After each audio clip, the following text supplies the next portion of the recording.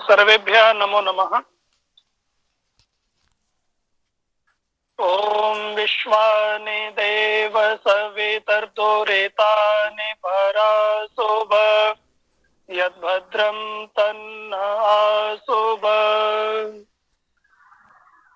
इस त्रिदिवसीय अंतर्जालीय कार्यशाला में आप सभी सुधी जनों का हार्दिक स्वागत है, वंदन है। आप सभी छात्र, श्रोताजन निश्चित रूप से इस तर्क संग्रह की कार्यशाला में मुख्य अतिथि, मुख्य वक्ता जो कि हमारे महात्मा गांधी केंद्रीय विश्वविद्यालय से डॉक्टर विश्वेश वाग्मी जी हैं, उनके द्वारा पाठित इस तर्क संग्रह की कार्यशाला में लाभान्वित होंगे। आज के इस द्वितीय सत्र में मैं इस कार्यशाला के निर्विघ्न समाप्ति के लिए अपने ही विभाग के शोध छात्र यज्ञ दत्त जी से निवेदन कर रहा हूं कि वे इस कार्यशाला का शुभारंभ मंगलाचरण के साथ करें। आदरणीय यज्ञ दत्त जी।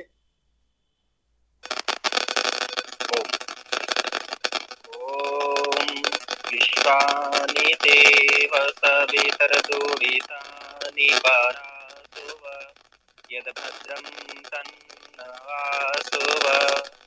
ॐ स्वस्ति न इन्द्रो वृद्धश्रवाः स्वस्ति नः पूषा विश्ववेदाः स्वस्ति नस्तार्क्ष्यो अरिष्टनेमिः स्वस्ति नो बृहस्पतिर्दधातु। ॐ भद्रं कर्णेभिः शृणुयाम देवा भद्रं पश्येमाक्षभिर्यजत्राः स्थिरैरङ्गैस्तुष्टुवां तत्तनूभिर्वशेमहि देवहितं यदायुः। ॐ शान्तिः शान्तिः शान्तिः। धन्यवाद। जैसा कि आप सभी ने कल भी तर्क संग्रह के पाठ का जो कि उसकी भूमिका थी उसका रसास्वादन किया था, आज भी उसी क्रम को आगे बढ़ाने के लिए आज हम सभी को उस दर्शन विषय से लाभान्वित कराने के लिए मैं महात्मा गांधी केंद्रीय विश्वविद्यालय में सहायकाचार्य पद को अलंकृत कर रहे हैं डॉक्टर विश्वेश वाग्मी जी, उनसे निवेदन कर रहा हूं कि वो हम सभी सुधी जनों को, श्रोता जनों को अपने वचनों से कृतार्थ करें। डॉक्टर विश्वेश वाग्मी जी। बहुत बहुत धन्यवाद नीरज जी। इदं नमः ऋषिभ्यः पूर्वजेभ्यः पूर्वेभ्यः पथिकृद्भ्यः। आज इस कार्यशाला का द्वितीय दिवस है और संक्षेप में हम लोग तर्क संग्रह को पढ़ रहे हैं। कुछ मुख्य बिंदु जो विशिष्ट हैं उन पर विशेष चर्चा हमारी चल रही है। मेरी आवाज आज ठीक आ रही है? जी सर। जी सर। तो कल मैं अधिक समय न लेता हुआ बिना भूमिका के सभी को विभाग, संपूर्ण विभाग एवं विश्वविद्यालय के वरिष्ठ आचार्यों को प्रणाम करता हुआ मैं अपने विषय पर आ जाता हूं साक्षात। कल हम लोगों ने सामान्य तक अपना अध्ययन कर लिया था संपूर्ण। इसके पश्चात आज विशेष से आरंभ करते हैं। और जैसा कि आप जानते हैं कि विशेष नामक जो पदार्थ है ये वैशेषिक दर्शन का एक विशिष्ट पदार्थ माना जाता है। वैशेषिक दर्शन की अपनी स्वोपज्य व्याख्या है, स्वोपज्य सिद्धांत है विशेष का। अन्य दर्शन विशेष को नहीं मानते, वैशेषिक दर्शन विशेष को मानता है, इसलिए इसका नाम भी वैशेषिक पड़ा। और कारण क्या है इसको मानने का? क्योंकि वैशेषिक दर्शन की एक मूल मान्यता है कि वो किसी भी विषय को साधर्म वैधर्म पूर्वक ज्ञान का विषय बनाती है। उसका यही है, आरंभ में ही सूत्र है षण्णामपि पदार्थानां साधर्म वैधर्म्याभ्याम तत्वज्ञान निश्रेयसम, कि साधर्म किसी भी वस्तु को पूर्ण रूप से जानना है तो उसके साधर्म को भी जानना पड़ेगा और वैधर्म को भी जानना पड़ेगा। तो इस पूरी पद्धति से ज्ञान के माध्यम से निश्रेयस की प्राप्ति वैशेषिक दर्शन का लक्ष्य है।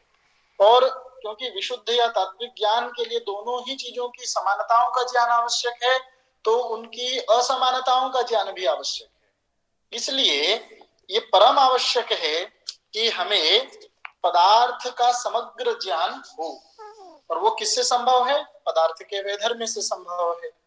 तो यहाँ इसका जो लक्षण लिखा है, नित्य द्रव्य वृत्तयो विशेषास्त्वनंता एव, ये विशेष क्या है? नित्य द्रव्य में रहते हैं और अनंत हैं।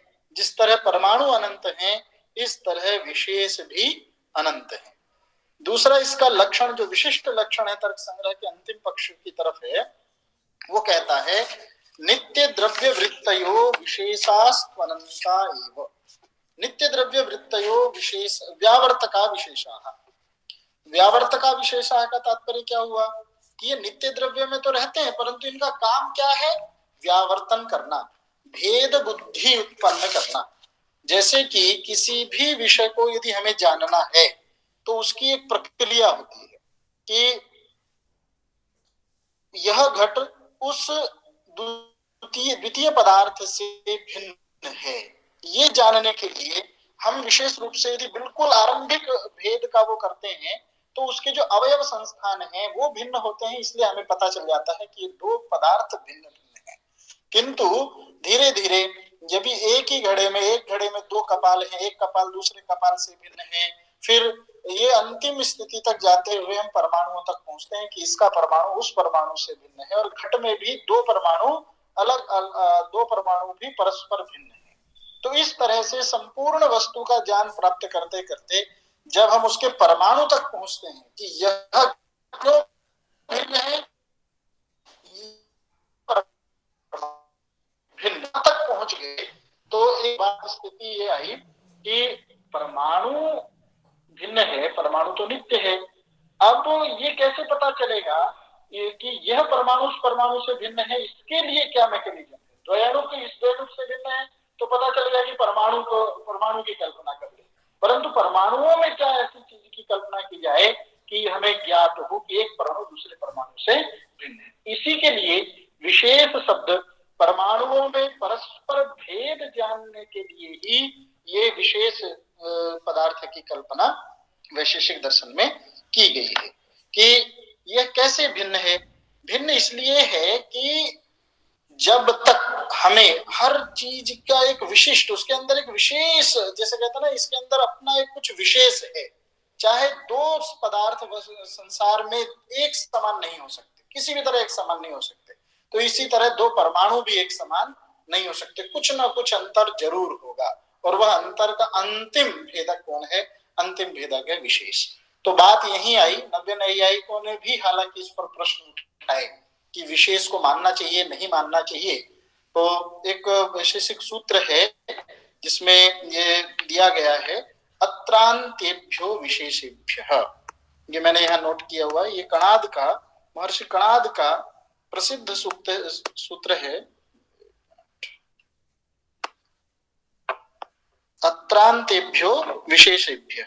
यहाँ जो अंत्य शब्द है, अंत्य शब्द बड़ा महत्वपूर्ण है। अंत्य के दो अर्थ किए जा सकते हैं। एक तो अंत्य का अर्थ है नित्य द्रव्य, अंत माने नित्यम। अंत जो है उसका अर्थ वैशेषिक शास्त्रों में एक जगह मिलता है नित्य, और वह नित्य जो नित्य में रहने वाला, नित्य द्रव्य में रहने वाला जो पदार्थ है वह हो जाता है अंत्य। इसका मतलब है नित्य द्रव्य वृत्ति। तो अंत्य क्या हुआ? नित्य द्रव्य वृत्ति।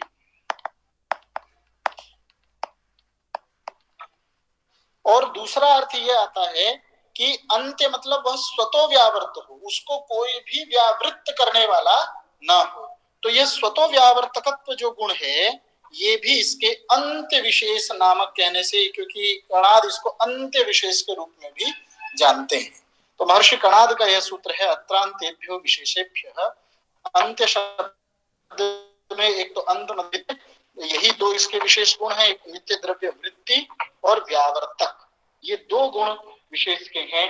व्यावर्तक में भी क्या, नित्य द्रव्यों का भी व्यावर्तन करता है, स्वतः व्यावर्तन भी होता है। यदि ऐसा ना करें तो एक विशेष के लिए फिर एक पदार्थ मानना पड़ेगा, फिर उनमें भेद उत्पन्न करने के लिए एक और पदार्थ मानना पड़ेगा, तो इसलिए एक अनवस्था दोष न उत्पन्न हो जाए, इस कारण से इस विशेष पदार्थ को माना गया प्राचीन वैशेषिकों में। अब नव्य नैयायिकों में भी एक संप्रदाय ऐसा है जो ये कहता है कि इसकी बहुत आवश्यकता नहीं थी। आवश्यकता इसलिए नहीं थी कि जो काम आप विशेष में कर रहे हैं वही परमाणुओं में भी कर सकते थे। खैर वो अलग विषय है, परंतु ये एक कणाद महर्षि की एक विशिष्ट कल्पना है जिसके आधार पर विशेष पदार्थ को मानने के आधार पर वैशेषिक नाम इस दर्शन का पड़ा है। इसमें एक शब्द आया है नित्य। नित्य का अर्थ होता है त्रैकालिक संसर्गावच्छिन्न प्रतियोगित्वम, मतलब ऐसा पदार्थ जो तीनों कालों में कभी भी नष्ट ना होता हो, उसकी उपस्थिति तीनों कालों में रहे, वह नित्य पदार्थ होता है। आगे बढ़ते हैं। समवाय। समवाय क्या है?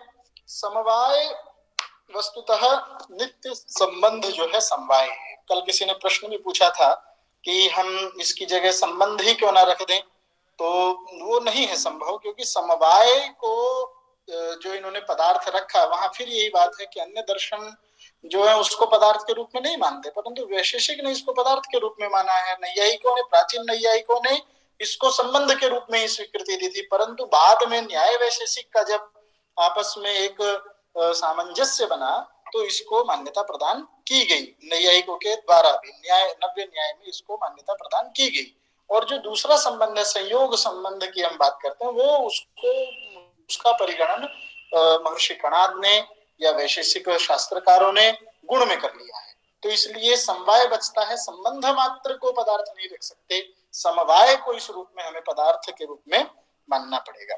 अब यहाँ एक शब्द आता है अयुत सिद्ध।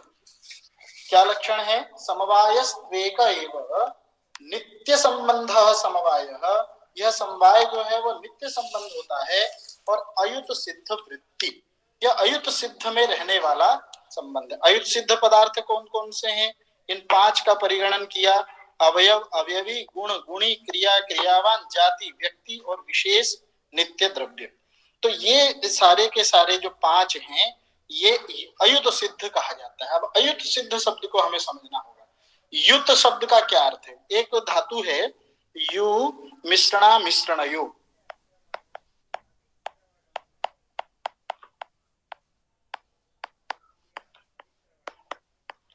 इसमें एक तो मिश्रण अर्थ में भी यु धातु का प्रयोग है और एक अमिश्रण अर्थ में भी यु धातु का प्रयोग है, परंतु यहाँ इसमें जो अयुत शब्द है, इसमें यु शब्द, यु धातु जो है वह अमिश्रण अर्थ में है, और यु से त प्रत्यय लगाकर बनता है युत। और ये अर्थ क्या है इसका? अमिश्रण। अमिश्रण का अर्थ है असंबद्ध। तो युत शब्द जो कि प्राथमिक दृष्टि से लगता है कि युत मतलब जुड़े हुए और अयुत मतलब न जुड़े हुए, यहाँ विपरीत अर्थ इसको हम कहेंगे। अमिश्रण अर्थ में युत शब्द का प्रयोग किया गया है, जिसका अर्थ असंबद्ध, और अयुत शब्द का अर्थ है संबद्ध, नित्य संबद्ध, आपस में जो हमेशा जुड़े हुए रहते हैं। तो इस रूप में ऐसे पदार्थ जो कभी भी पृथक रूप से उपलब्ध नहीं होते, अयुत सिद्ध कहलाते हैं।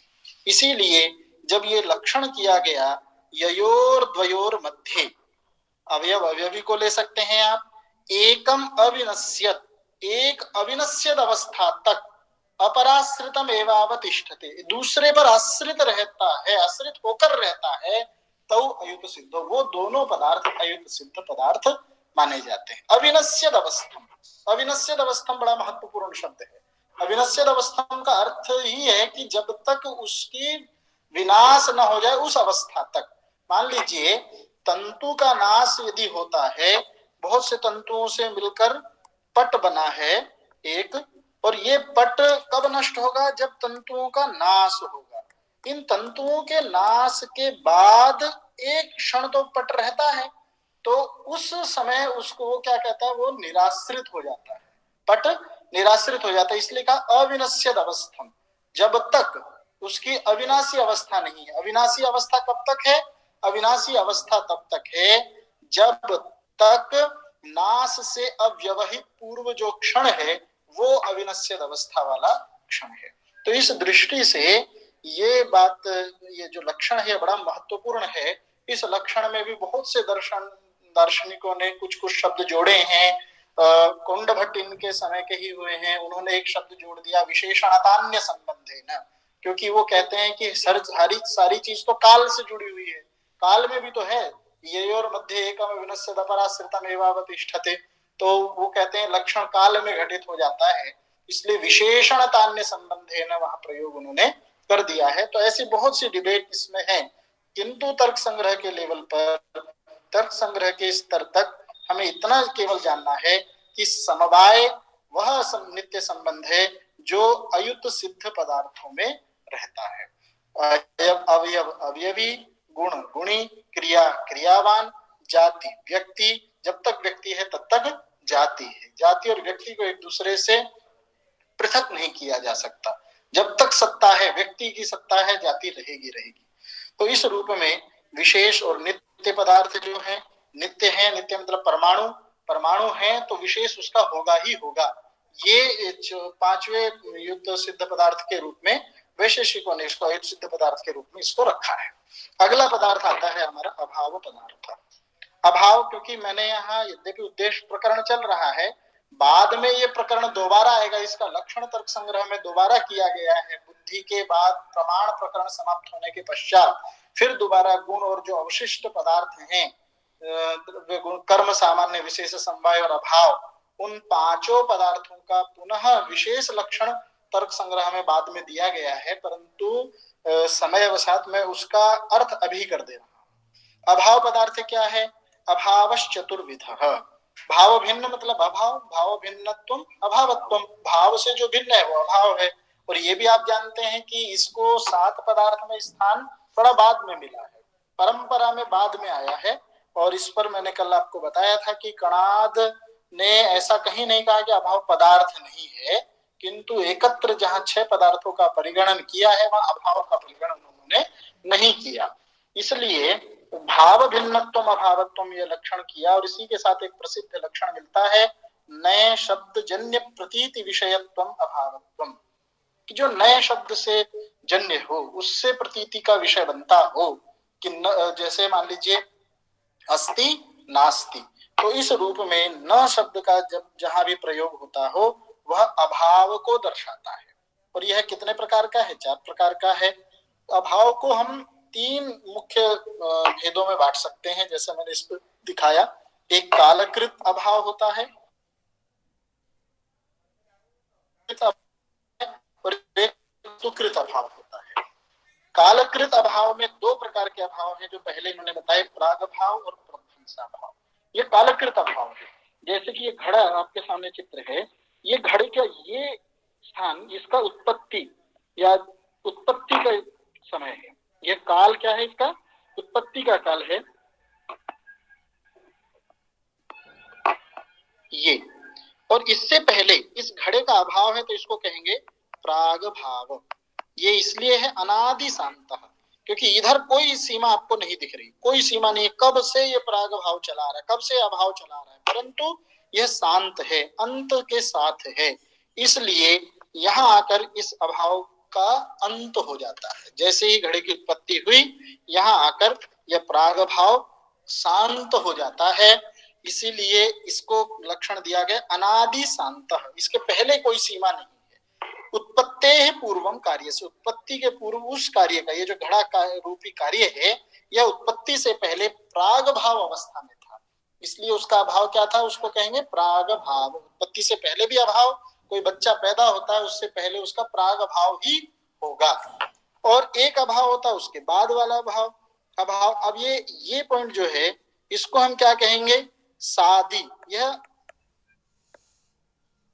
अभाव जो है नष्ट हो गया, इसके बाद घड़े की लाइफ यहाँ तक है, घड़ा नष्ट हो गया। इस नष्ट घड़े के बाद जो काल चलेगा उसका समय, उस अभाव का समय आदि होगा, मतलब आरंभ है, वहां से वह अभाव आरंभ हो रहा है। परंतु अनंत है, अनंत काल तक तब तक रहेगा यह अभाव, इसे कोई नहीं जानता और रहेगा ही। एक बार जो नष्ट हो गया वही दोबारा कभी नहीं आ सकता। तो ये सादी है अभाव, यह अभाव सादी है परंतु अनंत है, इसलिए लक्षण किया गया सादी प्रध्वंसः उत्पत्त्यनंतरम कार्यस्य। अब उत्पत्ति शब्द को थोड़ा सा लोग अलग तरीके से समझ लेते हैं कि उत्पत्ति मतलब यहाँ से इस पॉइंट से उत्पत्ति लेते हैं, जबकि ऐसा नहीं है। अभाव की उत्पत्ति है, ये कार्य की उत्पत्ति से उत्पत्ति नहीं है, ये अभाव की उत्पत्ति के लिए उत्पत्ति कहा गया। तो उत्पत्ति के अनंतर कार्य का जो अभाव होता है वह प्रध्वंसा भाव होता है। उत्पत्ति अर्थात घड़े के विनाश की उत्पत्ति, घड़े का जो विनष्ट अवस्था वाला काल है वह उत्पन्न हो जाता है अभाव वाला काल, उसे प्रध्वंस कहते हैं। अत्यंत अभाव में कोई विशिष्ट नहीं है, अत्यंत जिसका किसी भी काल में अभाव होता है, जैसे भूतले घटो नास्ति, यहाँ है भूतल पर घड़ा नहीं है तो इसको अत्यंताभाव कह दिया। अन्योन्याभाव, अन्योन्याभाव भी स्पष्ट है, तादात्म्य संबंधावच्छिन्न प्रतियोगिता को अन्योन्याभाव, जैसे घटा पट नहीं हो सकता, घट पट नहीं हो सकता, इस दृष्टि से उसको माना गया कि घटः पटो नेति, कोई भी नहीं हो सकता, एक दूसरे की तरह तादात्म्य स्थिति हो ही नहीं सकती। तो अन्योन्या भाव की भी सत्ता संसार में दिखती है। इस रूप में यह भाव चार प्रकार का है। इसके पश्चात अब हमारा आरंभ हो जाता है लक्षण प्रकरण। लक्षण प्रकरण में आप सभी लोगों ने यदि तर्क संग्रह पढ़ा हो तो बहुत बड़ा प्रकरण है। पृथ्वी का लक्षण, पृथिव्य तेजो वायु आकाश काल दिग आत्मा मनांसी नवैव नौ द्रव्यों का लक्षण वहां आरंभ होता है। पृथ्वी का लक्षण, इसको मैं थोड़ा जल्दी से हम लोग चलेंगे। पृथ्वी का लक्षण है तत्र गंधवती पृथ्वी, और वह दो प्रकार की है, नित्य और अनित्य। नित्य पृथ्वी परमाणु रूप है और अनित्य पृथ्वी कार्य रूप है।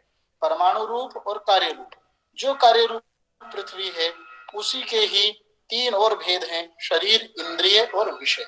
तो शरीर पृथ्वी क्या है, जो हमारे शरीर दिखते हैं पार्थिव शरीर है। इंद्रिय नासाग्रवर्ती, पूर्ण नासिका में, नासिका का जो अग्रभाग है, बिल्कुल यह अग्रभाग, इसको ही जहां से हमें विशेष सुगंध आती है वह नासाग्रवर्ती घ्राणेन्द्रिय के रूप में मानी गई। विषय मृत पाषाण आदि, मिट्टी, पाषाण या और भी जितने भी पार्थिव पदार्थ हैं वो सारे के सारे इसी का विषय बन जाते हैं पृथ्वी का।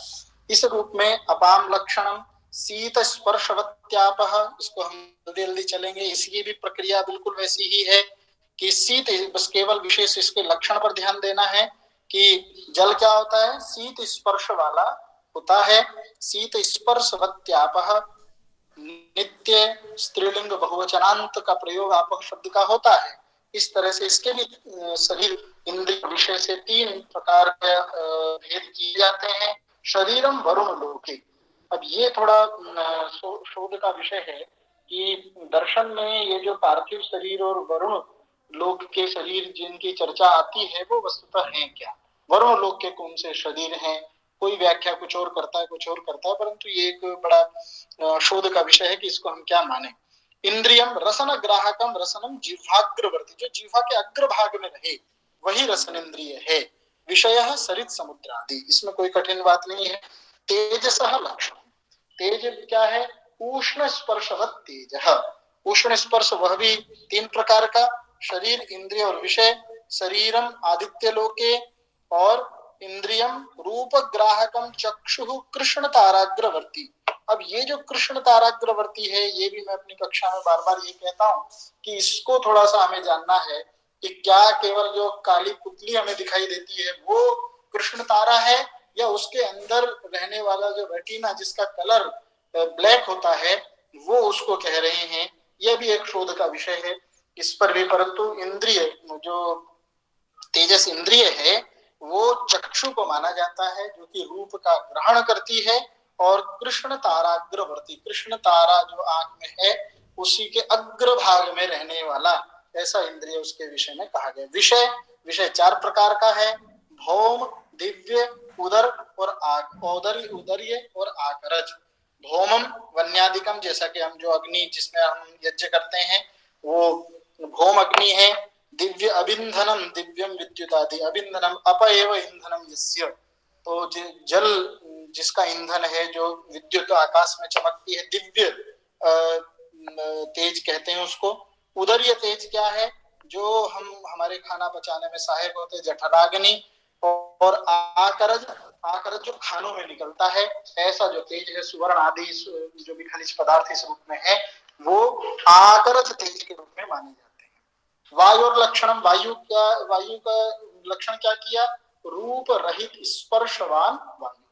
केवल स्पर्शवान कहते तो स्पर्शवान तो बहुत सारी चीजें हैं, केवल रूप रहित कहते तो रूप रहित और भी बहुत सारी चीजें हैं। तो रूप रहित स्पर्शवान वायु, इस रूप में वह भी दो प्रकार का है। वायु लोक शरीर नित्य अनित्य, और नित्य में अनित्य के भी तीन भेद, शरीर, इंद्रिय और विषय। वायु लोके शरीरम इंद्रियम स्पर्श ग्राहकम त्वक सर्व शरीर वर्ती, संपूर्ण शरीर पर व्याप्त होता है।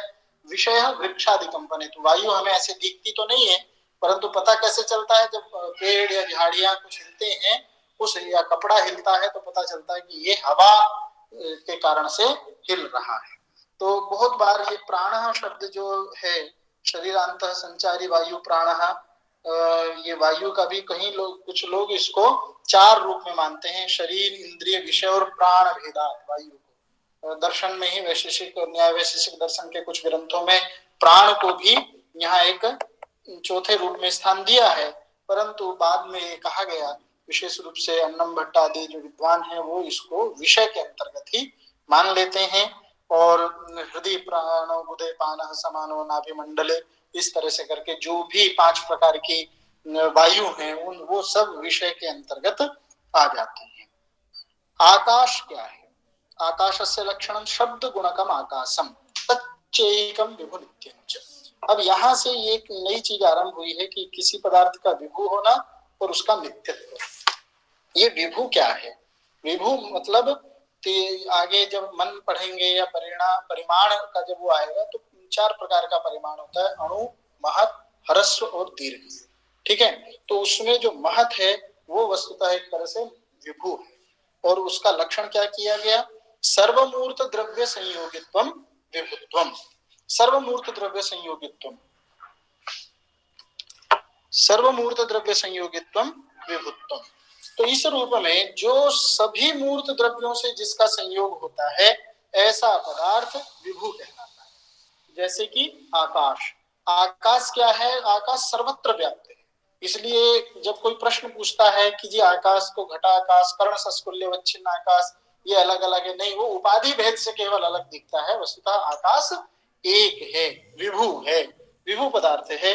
और उसका सभी मूर्त, जितने भी मूर्त पदार्थ हैं, पृथ्वी, जल, तेज, वायु, उतने सारे के सारे पदार्थों में वह क्या है? उनसे जुड़ा हुआ है। ठीक है, परिच्छिन्न परिमाणवत्वम क्रियावत्वम व मूर्तत्वम। मूर्तत्व का लक्षण ये है कि उसका परिमाण जो है वो एक सीमित परिमाण होता है। ठीक है, पृथ्वी का भी एक आकृति है, एक सीमित परिमाण है, उसको हमने एक सीमा गढ़ दी है इस रूप में। इसी तरह क्रियावत्वम व, वो क्रिया के साथ भी जुड़ता है कि जो क्रिया है वो क्रिया करने वाले पदार्थ हो, वो मूर्त पदार्थ, उनमें क्रिया होती हो। ठीक है, तो इस रूप में विभु और मूर्त, ये दो शब्द हमें ध्यान रखने चाहिए, इनका लक्षण हमें ध्यान होना चाहिए। और नित्य का लक्षण पहले भी यही आ चुका है, त्रैकालिक संसर्गावच्छिन्न प्रतियोगित्वम नित्यत्वम। काल क्या है? अतीतादि व्यवहार हेतु कालः सचेको विभु नित्यश्च, ये भी विभु है और नित्य है।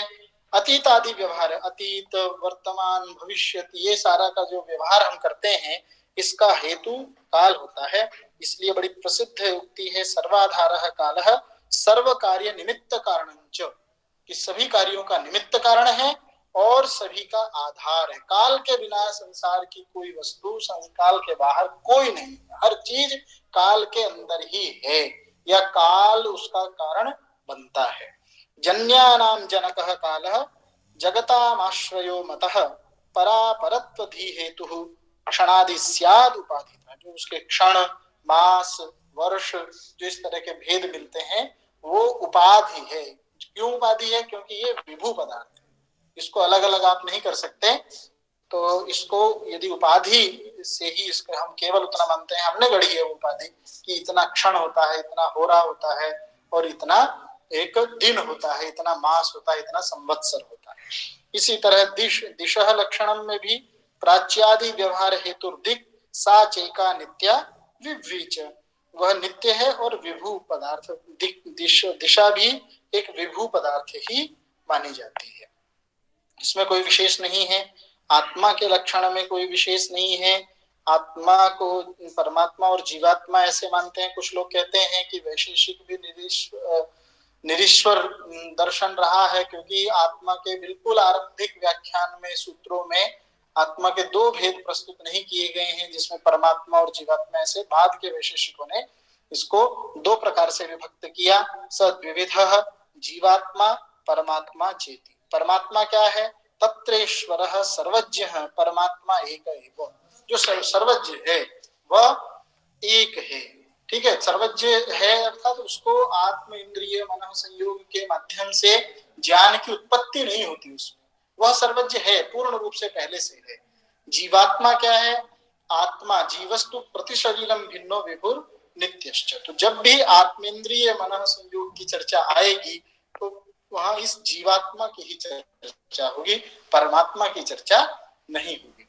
इस दृष्टि से भी उन्होंने परमात्मा का परिगणन आत्मा में नहीं किया था, क्योंकि ज्ञान की प्राप्ति किसे होगी?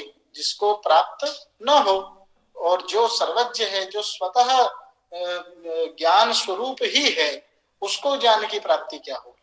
तो इसलिए परमात्मा जीवात्मा और परमात्मा आत्मा के भेद तो है, परंतु आत्म शब्द से जो हमारी आगे व्याख्या होती है कि आत्म मन संयोग से यह ज्ञान प्राप्त हुआ, ये हुआ, यह बुद्धि उत्पन्न हुई, उसमें जीवात्म शब्द का ही, जीवात्मा जो है उसी का ही ग्रहण वहां किया गया है। मनसः लक्षणम, मन में भी विशेष रूप से यही बात है कि मन वस्तुतः है क्या? मन थोड़ा सा विशिष्ट है, इसको एक बार देखना पड़ेगा। इसका जो लक्षण है सुखाद्युपलब्धि साधनम इंद्रियम, कि सुख दुख आदि जो भाव है उनकी उपलब्धि, जो ज्ञान है उनकी उपलब्धि का साधन इंद्रिय मन कहलाता है। साधन इंद्रिय मन कैसे कहलाता है? क्या ऐसा है कि केवल आत्म और इंद्रिय के संयोग से ज्ञान उत्पन्न नहीं हो सकता? किसी ने प्रश्न किया कि आत्मेंद्रिय, आत्मा और इंद्रिय के केवल संयोग, आत्मा इंद्रिय संयुक्त होकर विषय से यदि जुड़ जाए तो ज्ञान हो जाएगा।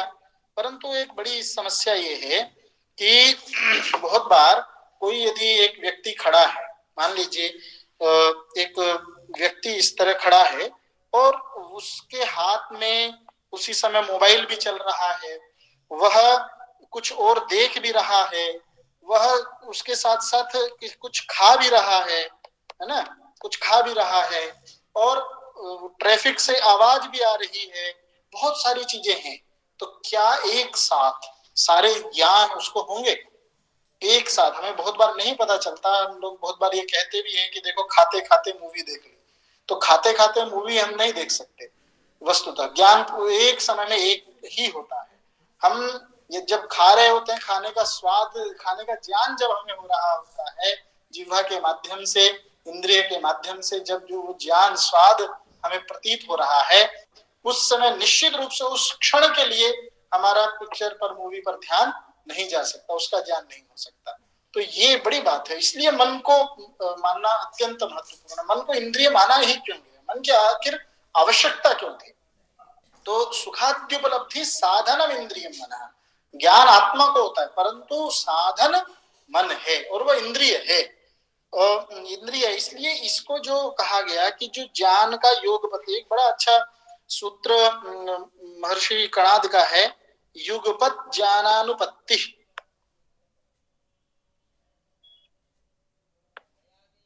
युगपत ज्ञानानुपत्ति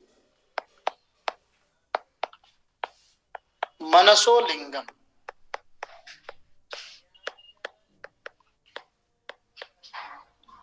दिखाई दे रहा है क्या? ये किसी दूसरे व्यक्ति ने प्रेजेंटेशन शुरू कर दिया, इसलिए शायद आप दोबारा कर दीजिए।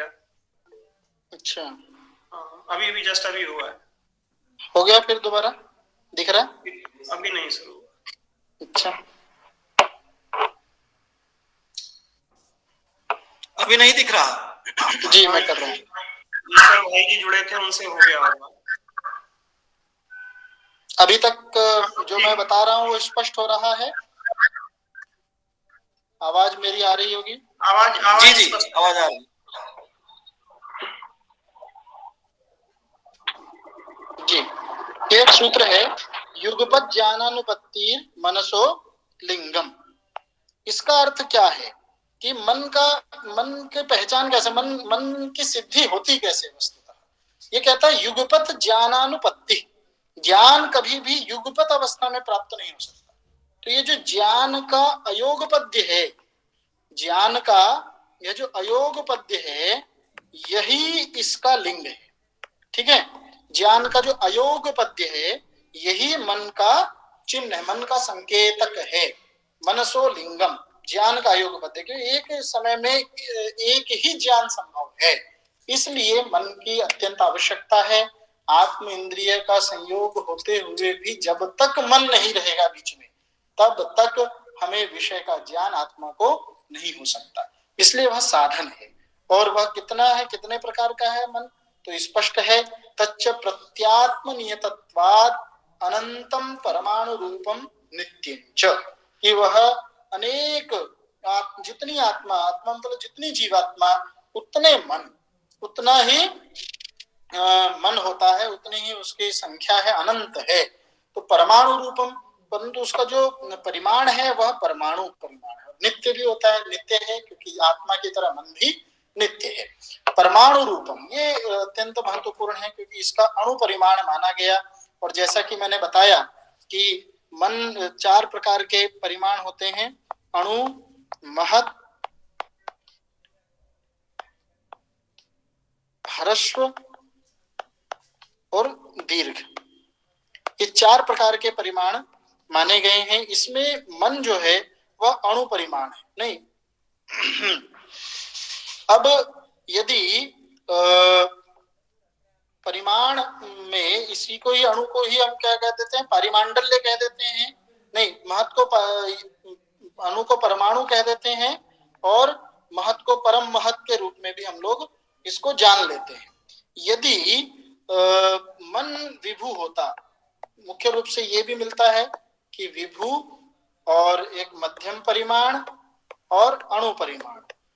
यदि मन विभु होता तो चूंकि आत्मा भी विभु है, तो 2 विभु पदार्थों का संयोग कभी भी नहीं हो सकता, इसलिए मन अविभु नहीं हो सकता। मध्यम परिमाण होता तो वही स्थिति आती कि ज्ञान का अयोगपद्य कभी नहीं होता, एक साथ बहुत सारे ज्ञान भी हमें प्राप्त हो सकते थे, जैसा कि विभु के साथ, विभु होने पर होता। क्योंकि 2 विभु पदार्थ जब जुड़ते तो नित्य ज्ञान हो सकता था, नित्य हमेशा ज्ञान की प्राप्ति मनुष्य को होती।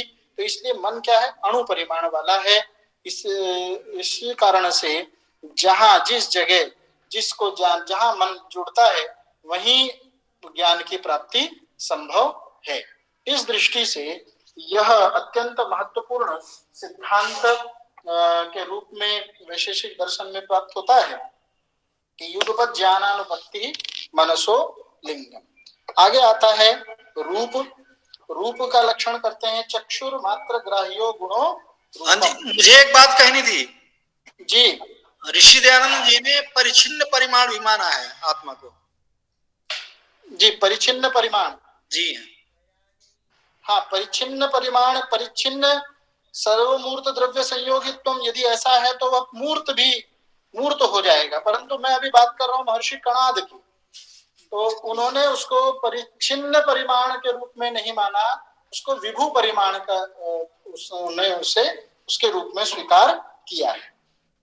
तो इस पर भी बहुत सी शंकाएं हैं और विभिन्न दार्शनिकों ने स्वयं भारतीय दर्शन के और जो प्रसिद्ध सिद्धांत हैं, प्रसिद्ध दर्शन हैं, वो मन को इस रूप में नहीं मानते, परंतु इन्होंने मन को अणु परिमाण के रूप में स्वीकार किया है। तो इस दृष्टि से यह ज्ञान का अयोगपद्य न हो जाए, इस कारण से मन को विशेष रूप से अणु परिमाण माना गया है। रूप रूप की चर्चा हम करते हैं। अब गुणों पर आ जाते हैं, क्योंकि यहाँ तक द्रव्य हमारे समाप्त हुए। अब रूप के विषय में गुण का विषय ले लेते हैं। गुण में क्या है? रूपस्य लक्षणम जब हम करते हैं तो चक्षुर मात्र ग्राह्यो गुणो रूपम। चक्षु मात्र के द्वारा जो ग्राह्य है गुण वह रूप होता है। तच्च शुक्ल नील पीत रक्त हरित कपिश चित्र भेदात सप्तविधम। और ये किस किस में रहता है? पृथ्वी जल तेजो वृत्ति। पृथ्वी में 7 प्रकार का, और जल में केवल अभास्वर शुक्ल। अभास्वर शुक्ल का मतलब है कि जो बहुत ऐसा शुक्लत्व जो दिखता नहीं है, इस रूप में अभास्वर शुक्ल जले। और भास्वर शुक्लम तेजसी, तेज में जो चमकता है, जो शुक्लता चमकती है, उसको, उस रूप को हम तेज में देखते हैं। तेज का वही रूप है। तो 3 द्रव्यों में रहता है, पृथ्वी जल तेजो वृत्ति। पृथ्वी में 7 प्रकार का, जल में केवल अभास्वर शुक्ल और तेज में भास्वर शुक्ल। रसः रसनाग्राह्यो गुणो रसः सच मधुराम्ल लवण कटु कषाय तिक्त भेदात षड्विध। वह मधुर अम्ल लवण कटु कषाय तिक्त भेद से 6 प्रकार का है, और ये केवल 2 द्रव्यों में रहता है, पृथ्वी जल वृत्ति। तत्र पृथिव्याम षड्विधः जले मधुर। इसमें भी कोई विशेष नहीं है। पृथ्वी में 6 प्रकार के रस प्राप्त होते हैं पार्थिव पदार्थों में, और जल में केवल जो उसका स्वाभाविक रस है वह मधुर है। यदि कोई और जल में कोई भी और रस प्राप्त होता है तो वह पार्थिव पदार्थ के संयोजन से ही प्राप्त होता है। गंध गंधस्य लक्षणम घ्राण ग्राह्यो गुणो गंधः। गंध क्या है? घ्राणेन्द्रिय के द्वारा गृहीत होने वाला गुण है। वह 2 प्रकार का, सद्विविधः सुरभि असुरभिश्च। पृथ्वी मात्र वृत्ति, और पृथ्वी मात्र में रहने वाला है। इसी तरह स्पर्श है, स्पर्श त्वगिंद्रिय मात्र ग्राह्य गुणो गुणः स्पर्श, त्वगिंद्रिय मात्र ग्राह्य है। सच त्रिविधः शीतोष्ण अनुष्ण और शीत भेदात। तो शीत किसमें रहता है? जल में। उष्ण तेज में रहता है, और अनुष्णा शीत पृथ्वी वायु में रहता है। पृथ्वी और वायु का जो स्पर्श है वो अनुष्णा शीत है। जैसा भी टेम्परेचर बढ़ता है, तेज का जिस तरह संयोग होता है, वो थोड़ा ऊपर नीचे जाता रहता है। जले शीत एव और उष्णस तेजसी, ये स्वाभाविक है। जल को यदि हम गर्म करते हैं और उसको छोड़ दें, तेज संयोग जैसे ही समाप्त, वह जल फिर दोबारा शीतल अवस्था में आ जाता है। और इसी तरह तेज को में तो आप देखते हैं उसका उष्णता है ही, दाहकता उसमें विद्यमान है। अब इन 4 गुणों के पश्चात रूप, रस, गंध और स्पर्श, इसके पश्चात एक विशिष्ट सिद्धांत आता है जिसका यहाँ उल्लेख कर देना अत्यंत आवश्यक है कि एक मिनट,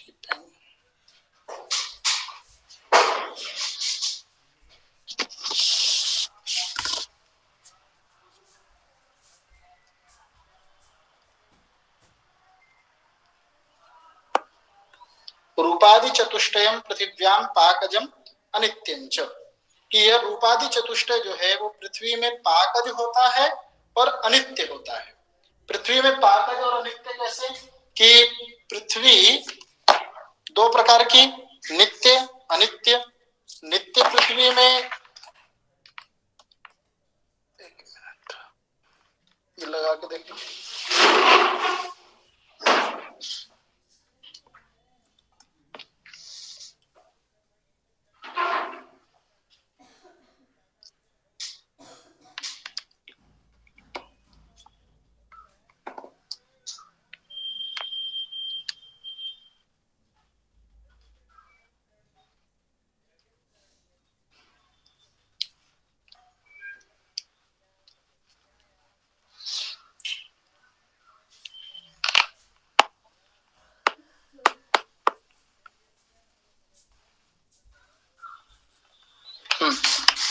अभी कुछ किसी कारण से पेन नहीं चल रहा, मैं इसी तरह बता देता हूं कि पाकजोत्पत्ति प्रक्रिया में एक विशेष सिद्धांत ये वैशेषिक दर्शन न्याय वैशेषिक दर्शन का माना जाता है कि रूप आदि जो चतुष्टय हैं ये पृथ्वी में पाकज भी होते हैं और पाकज होते हैं और केवल अनित्य होते हैं। पृथ्वी के दो प्रकार हुए, नित्य पृथ्वी और अनित्य पृथ्वी। नित्य मतलब परमाणु, तो परमाणु के भी जो रूप रस गंध यदि उसमें है, रूप रस गंध और स्पर्श, वो अनित्य ही होंगे क्योंकि वह पाकज है, तेजा संयोग से वो बदलते हैं। अन्यत्र अपाकजम नित्यम अनित्यम च। अन्यत्र मतलब पृथ्वी के अलावा जल, तेज, वायु, इन तीनों में जो भी तेजा संयोग से जो भी परमाणु इसके होंगे, परमाणु होगा तो नित्य परमाणुओं के रूप रस गंध स्पर्श वो नित्य होंगे और अनित्य परमाणुओं के रूप रस गंध स्पर्श अनित्य ही होंगे। तो इस दृष्टि से इसको हमें मानना चाहिए कि यह अनित्यगतम अनित्यम, नित्यगतम नित्यम। अब इसमें एक बड़ा सिद्धांत यह आता है पीलूपाक और पीठर पाक। पीलूपाक और पीठर पाक का सिद्धांत अत्यंत महत्वपूर्ण है। इसको पेन अभी नहीं चल रहा है, नहीं तो मैं लिखकर बताता, अभी खैर ऐसे ही बता देता हूँ कि पीलूपाक पीठर पाक वस्तुतः है क्या। पीठर शब्द का अर्थ है, इसको यदि हम बड़े ध्यान से देखते हैं, सुने, पीठर शब्द का अर्थ है ओट। ओट मतलब घड़ा, और वो उस घड़े के पाक का सिद्धांत पीठर पाक सिद्धांत है। पीलू का अर्थ है एटम, परमाणु। परमाणु के पाक का सिद्धांत पीलू पाक सिद्धांत है। पीलू पाक वैशेषिक दर्शन का है और पीठर पाक न्याय का है। तो इस दृष्टि से दोनों सिद्धांत अत्यंत महत्वपूर्ण माने जाते हैं दार्शनिक संप्रदाय में, और दोनों में परस्पर मतभेद है। वस्तुतः है क्या, इसको थोड़े विशेष शब्दों से हमें जानना है। ये बहुत लोगों को थोड़ा सा संदेह में डालता है और कभी कभी ये याद भी नहीं होता। इसको यदि आज हम अच्छे से ग्रहण कर लेंगे तो यह आगे तक हमें याद रहेगा। देखिए, पहले पीठर पाक यदि हम लें, पीठर का सीधी सी प्रक्रिया है, कोई विशेष वो कोई जटिल सिद्धांत नहीं है। उसमें यह कि कोई भी द्रव्य सच्छिद्र होता है। सच्छिद्र मतलब हर द्रव्य में, एक घड़ा यदि हम लेते हैं तो उसमें छोटे छोटे छेद होते हैं। कोई भी द्रव्य सच्छिद्र होता है नैयायिकों के अनुसार। और उसमें स्थिति ये बनती है, जब भी तेजा संयोग होगा तो उस तेजा संयोग के पश्चात इसमें एक जो भी रूप रस गंध स्पर्श का जो परिवर्तन होगा वह एक साथ पूरे घड़े में होगा, क्योंकि तेजा संयोग उन छिद्रों के माध्यम से अंदर घुसता है और एक उसके रूप रस गंध और इसका परिवर्तन करता है। इसी रूप में जब भी कोई कच्चा घड़ा आवे में डाला जाता है, जब कुम्हार डालता है तो पूरे का पूरा ही घड़ा पकता है, कोई उसके अंदर कोई अंश ऐसे पके, इस तरह की कोई प्रक्रिया नहीं होती। और ये सिद्धांत लगता भी है कि हाँ, सामान्य सा सिद्धांत ठीक है, ऐसा ही होता होगा। परंतु वैशेषिकों ने एक बड़ा विशेष ये कहा, वो कहते हैं कि नहीं, ऐसा नहीं होता, इसकी प्रक्रिया थोड़ी सी भिन्न है। इसको थोड़ी जटिल प्रक्रिया के माध्यम से उन्होंने समझाया, परंतु ये प्रक्रिया थोड़ी वैज्ञानिक प्रक्रिया है। वैज्ञानिक प्रक्रिया कहने का तात्पर्य यह है कि आज यदि हम देखते हैं तो कम से कम इस तरह के कुछ इंस्ट्रूमेंट हमारी रसोई में और इनमें प्राप्त होते हैं कि जो जाकर अंदर के मॉलिक्यूल्स को जाकर पकाते हैं। जैसे कि घर में रखा हुआ माइक्रोवेव उसका बड़ा अच्छा उदाहरण है। उसमें क्या होता है कि मान लीजिए घड़ा है, वैशेषिक दर्शन के अनुसार उस घड़े के माध्यम से क्या होता है कि पेन नहीं चल रहा,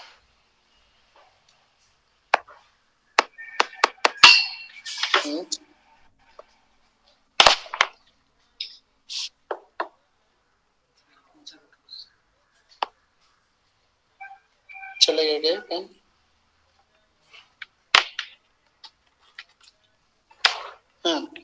तो क्या छोड़, पीलूपाक में ये होता है कि तेजा संयोग जब भी घड़े के साथ हुआ, कच्चे घड़े को आवे में डाला और तेजा संयोग होता है, तो उसमें एक प्रक्रिया यह बनती है कि वो तेजा संयोग सीधे परमाणुओं तक जाता है। परमाणुओं में जाने के पश्चात स्थिति उसकी क्या होती है, परमाणुओं में क्रिया उत्पन्न होती है। और क्रिया उत्पन्न होने से सबसे पहला काम क्या होता है, क्योंकि संपूर्ण जो घड़ा है वह बना किससे है, वो बना ही परमाणुओं से है। परमाणु से द्वैणुक, द्वैणुक से त्रैणुक, इस तरह की एक प्रक्रिया होती है, तो वह तेजः संयोग से परमाणुओं में एक संक्रिया होती है। संक्रिया के पश्चात घटारंभ, एक घटारंभक विभाग जो संयोग है उसका विभाग हो जाता है। घटारंभ परमाणुओं में परस्पर विभाग उत्पन्न होता है और उस आरंभक विभाग के माध्यम से आरंभक संयोग का नाश होता है और उससे द्वैणुक का नाश होता है। तो ये प्रक्रिया साथ में चलती रहती है। एक तरफ परमाणुओं में तेजः संयोग से जो आरंभक परमाणु है, घट को बिल्कुल उत्पन्न करने वाले जो परमाणु हैं, उनमें विभाग, जैसे ही विभाग उत्पन्न हुआ उसके आधार पर जितने भी द्वैणुक, त्रैणुक, चतुर्णुक जो भी उसके आधार पर मिलकर बना है पूरा घड़ा, वह संपूर्ण एक साथ नष्ट होता चला जाता है। और वह नष्ट इसलिए नहीं, परमाणु नष्ट नहीं होते, तो कहीं ऐसा नहीं होता कि वो द्वैणुक त्रैणुक उनका संयोग नष्ट और घड़ा गिर जाए, ऐसा नहीं है। वो साथ साथ में जैसे ही द्वैणुक के संयोग, परमाणुओं के संयोग से द्वैणुक का नाश होता है, उसी क्षण में दूसरी प्रक्रिया साथ में चलती है। उसमें क्या होता है कि परमाणु में एक रूपांतर उत्पत्ति भी होती है। जो पहले कच्चा घड़ा था उसका जो श्याम वर्ण था वह एकदम रक्त रूप में परिवर्तित भी हो जाता है। तो रूप भी परिवर्तित, रस भी परिवर्तित, गंध भी परिवर्तित और उसका स्पर्श भी परिवर्तित होता चला जाता है। तो इसी क्षण में जिस तरह परमाणु का पहला श्याम रूप जैसे ही नष्ट हुआ, उसका रस नष्ट हुआ और नष्ट होते ही द्वैणुक का नाश हुआ, उसी क्षण में परमाणु में एक प्रक्रिया ये भी होती है कि रूप, रस, गंध, स्पर्श ये नए एक तरह से वहां पैदा हो जाते हैं, उनका परिवर्तन हो जाता है। और जैसे ही वो परिवर्तन होता है, वो परमाणु में नया रूप, नए रस और ये आ गया, तो उसी तरह से एकदम उसके द्वैणुक की उत्पत्ति, त्रैणुक की उत्पत्ति, चतुर्णुक की उत्पत्ति। तो ये प्रक्रिया कुछ ऐसे है कि जैसे जो पहला नष्ट नाश होने वाली जो प्रक्रिया है वह द्वैणुक का नाश होते समय, और ये जो उत्पन्न होने वाली प्रक्रिया है उसी क्षण में, जिस क्षण में द्वैणुक का नाश हो रहा होता है उसी क्षण में परमाणु में दूसरे रूप की उत्पत्ति हो रही होती है। तो उसी दृष्टि से, बिल्कुल उसी पद्धति से ये सारा साथ में चलता है और इसको विशेष रूप में हमें स्वीकारना चाहिए कि किस तरह से यह पीलूपाक की प्रक्रिया आगे बढ़ती है। तो एक क्षण नष्ट होता है, दूसरे क्षण में वह उत्पन्न होता चला जाता है और इस रूप से एक नए पदार्थ, नए घट की उत्पत्ति होती है। तो कुछ लोग इस पर शंका करते हैं कि यदि ऐसा है तो क्यों ना हम ये मान लिया जाए कि जो नया घड़ा उत्पन्न हुआ है उसमें जो पुराने जितने भी संस्कार थे, जितनी चित्रकारी थी, वो सब समाप्त हो जानी चाहिए। तो वो कहते हैं नहीं, ऐसा नहीं होता। और इसके विपरीत भी उदाहरणों के वैशेषिक देते हैं कि बहुत बार ऐसा नहीं है कि पकाने के बाद घड़ा वैसे का वैसे ही दिख जाए। जो नैयायी कहते हैं कि घड़ा तो वैसे ही रहता है, बस उसमें तेजा संयोग होता है और तेजा संयोग निकल जाता है, उसमें कोई केवल रूप, रस, गंध का परिवर्तन होता है। तो वो कहते हैं यदि ऐसा होता तो बहुत बार घड़े को हम डालते हैं और वो जल जाता है, तो वो नष्ट ही ना होता। नष्ट होता ही क्यों है? नष्ट इसलिए होता है क्योंकि वो परमाणुओं में संक्रिया इस तरह की उत्पन्न होती है। जब तक परमाणु नष्ट नहीं होंगे तब तक उसका पदार्थ नष्ट नहीं हो सकता। परमाणु नित्य है तो वो किसी न किसी रूप में रहेगा। परमाणुओं में यदि वो रक्त के बजाय ज्यादा तेज संयोग दे दिया तो वो काला पड़ जाता है। काला पड़ जाएगा तो वो भी जो संक्रिया होगी, वो भी रूप, रस, गंध जो परिवर्तित होंगे वो परमाणु में ही परिवर्तित होंगे। ऐसा नहीं है कि संपूर्ण घड़े में एक साथ होगा, परमाणु की कोई सत्ता ही नहीं है। तो इस दृष्टि से यह पीलूपाक और पीठरपाक का सिद्धांत है। आगे चलते हैं। एक सिद्धांत आता है संख्या। संख्या जो है गुण है, परम इसके बाद रूप, रस, गंध, स्पर्श के पश्चात संख्या नामक गुण है। उसमें संख्या का लक्षण है एकत्वादि व्यवहार हेतु संख्या। एकत्वादि व्यवहार हेतु संख्या कि सा नवद्रव्य वृत्ति एकत्वादि परार्ध पर्यंता। एकत्वम नित्यम अनित्यम च। एकत्व क्या है? नित्य भी है और अनित्य भी है। नित्यगतम नित्यम, अनित्यगतम अनित्यम। तो इसी रूप में एकत्व, यदि नित्य पदार्थ का एकत्व देख रहे हैं तो वह एकत्व होता है, अनित्य पदार्थ का एकत्व है तो अनित्य हो जाएगा। परंतु द्वित्वादिकम तो सर्वत्र अनित्यमेव। जो द्वित्व वाला जो सिद्धांत है ये अनित्य सिद्धांत माना जाता है, क्योंकि हम अपेक्षा बुद्धि से उत्पन्न करते हैं। एक एक मान लीजिए हमारे सामने 5 व्यक्ति खड़े हैं, हम उनको कहते हैं 5 व्यक्ति खड़े हैं, परंतु वस्तुतः होता क्या है, वो एक एक एक एक एक व्यक्ति ही वस्तुतः होता है। उसको हमने एक संकल्पना दे दी, एक अपेक्षा दे दी कि यह 5 व्यक्ति खड़े हैं। तो ये हमेशा द्वित्वादिकम तो सर्वत्र अनित्यमेव, ये अनित्य है। एकत्व तो कभी ऐसा नहीं होगा कि वह केवल अनित्य हो। नित्य पदार्थ का एकत्व है तो नित्य होगा, अनित्य पदार्थ का एकत्व है तो अनित्य होगा। और ये ऐसा गुण है जिसे सामान्य गुण के रूप में माना जाता है। ये बहुत से द्रव्यों में रहता है। परिमाण, परिमाण की चर्चा हम लोग कर चुके। मानव व्यवहारा साधारण कारणम परिमाणम नवद्रव्य वृत्ति तच्चतुर्विधम अणु महत् ह्रस्व दीर्घम ह्रस्वं चेति। ये 4 प्रकार का है, अणु महत् दीर्घ और ह्रस्व। इस दृष्टि से हमें परिमाण को जानना है। पृथक्त्व क्या है? पृथक्त्वम पृथक व्यवहारा साधारण कारणम पृथक्त्वम सर्वद्रव्य वृत्ति। पृथक्त्व का हम बहुत विशेष रूप में, इसका कोई सिद्धांत विशिष्ट नहीं है, जो मतलब केवल पृथक व्यवहार का जो असाधारण कारण गुण है उसको पृथक्त्व कहते हैं। संयोग की चर्चा कल भी हम कर चुके हैं। संयुक्त व्यवहार हेतु संयोग सर्वद्रव्य वृत्ति, ये सभी में रहता है और एक संबंध के रूप में भी ख्यात है न्याय वैशेषिक दर्शन में। विभाग संयोग नाशको गुणो विभाग सर्वद्रव्य वृत्ति। इसके पश्चात परत्व और अपरत्व। परापर व्यवहार साधारण कारणे परत्वापरत्वे। परापर व्यवहार के असाधारण कारण जो गुण हैं वो परत्व और अपरत्व हैं। ये पृथ्व्यादि चतुष्टय मनोवृत्तिनी, पृथ्व्यादि चतुष्टय में रहते हैं और मन में भी रहता है परत्व और अपरत्व। परत्व अपरत्व का मतलब क्या है कि 2 प्रकार का होता है, दिक्कृत परत्व अपरत्व और कालकृत परत्व अपरत्व। दूरस्थ चीजों में जो ये इससे दूर है तो वह दिक्कृत परत्व हो गया, और समीपस्थ चीजों में यदि हम बात करते हैं तो यह समीपस्थ दिक्कृत अपरत्व हो गया। कोई व्यक्ति किसी से ज्येष्ठ है तो वह कालकृत परत्व हो गया, किंतु कनिष्ठ है तो कालकृत अपरत्व के रूप में उसको मानना पड़ेगा। गुरुत्व क्या है? आद्य पतना समवायी कारणम गुरुत्वम। आद्य पतन का जो समवायी कारण है वह गुरुत्व माना जाता है। पृथ्वी जल वृत्ति, यह केवल 2 में ही रहता है, पृथ्वी और जल। और जब भी हम किसी चीज का जब भी कोई पतन होता है तो उसका आद्य पतन केवल गुरुत्व के कारण है, किंतु उसका जो द्वितीय तृतीय चतुर्थ पतन है वो उसके वेग नामक संस्कार से उत्पन्न हो जाता है। तो इस दृष्टि से गुरुत्व का जो सिद्धांत है, गुरुत्व नामक जो गुण है, ये भी एक विशिष्ट गुण के रूप में वैशेषिकों ने इसका परिगणन किया है। इसी तरह द्रवत्व है। द्रवत्व आद्य संदना समवायी कारणम द्रवत्वम, यह भी इसी तरह का है। यह स्यंदन, आद्य स्यंदन का समवायी कारण, असमवायी कारण जो है वह द्रवत्व होता है। पृथ्वी तेजो वृत्ति, पृथ्वी में, जल में और तेज में यह द्रवत्व रहता है। तद विविधम सांसिद्धिकम नैमित्तिकं च, यह 2 प्रकार का है, सांसिद्धिक द्रवत्व और नैमित्तिक द्रवत्व। सांसिद्धिक द्रवत्व कहाँ रहता है? जल में होता है। और नैमित्तिक द्रवत्व कहाँ रहता है?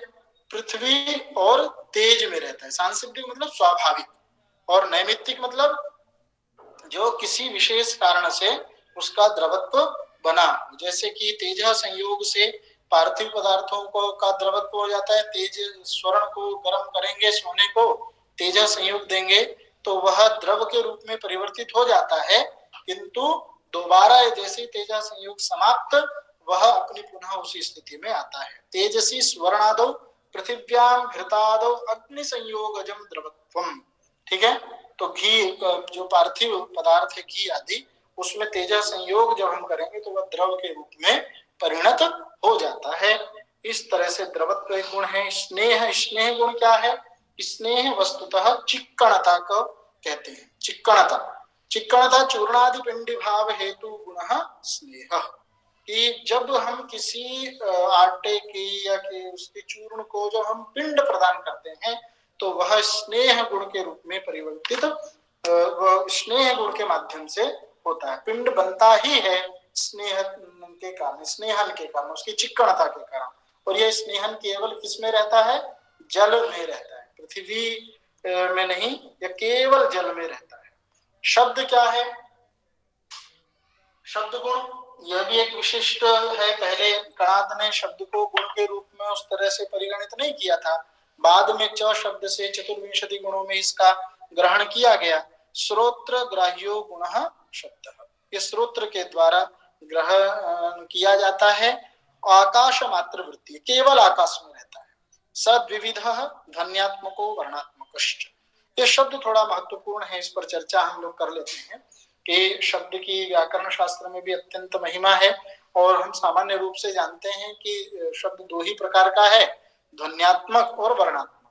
ध्वन्यात्मक जैसे हम भेरी आदि में जब कोई इस तरह नगाड़े आदि बजाते हैं तो जो निकलती है वो ध्वनि ध्वन्यात्मक शब्द है। और वर्णात्मक जो हम उच्चारण स्थानों के माध्यम से जब वर्ण निकलते हैं और भाषा के रूप में परिणत होते हैं तो संस्कृत भाषादि रूप वर्णात्मक शब्द। किंतु एक उत्पत्ति की दृष्टि से इसको और दो की बजाय तीन विभाग वैशेषिक दार्शनिकों ने किए हैं, ये भी हमें जानना आवश्यक है। उत्पत्ति दृष्टि से शब्द के तीन प्रकार के विभाग किए जा सकते हैं। मूल रूप से वर्णात्मक ध्वन्यात्मक तो है ही, प्रत्येक वर्णात्मक को संयोगज विभागज और शब्दज कह सकते हैं, प्रत्येक ध्वन्यात्मक को भी हम संयोगज विभागज और शब्दज कहते हैं। इसके लिए एक सूत्र वैशेषिक दर्शन का अत्यंत महत्वपूर्ण सूत्र है, संयोगाद विभागाच्च शब्दाच्च शब्द निष्पत्ति। अभी मैं कुछ लिख नहीं पा रहा हूँ कुछ पेन की वजह से, परंतु मेरे विचार से सारा विषय स्पष्ट हो रहा होगा। पीपीटी में मैंने उसको रखने का प्रयास किया है। तो संयोगाद विभागाच्च शब्दाच्च शब्द निष्पत्ति यह वैशेषिक सूत्र है।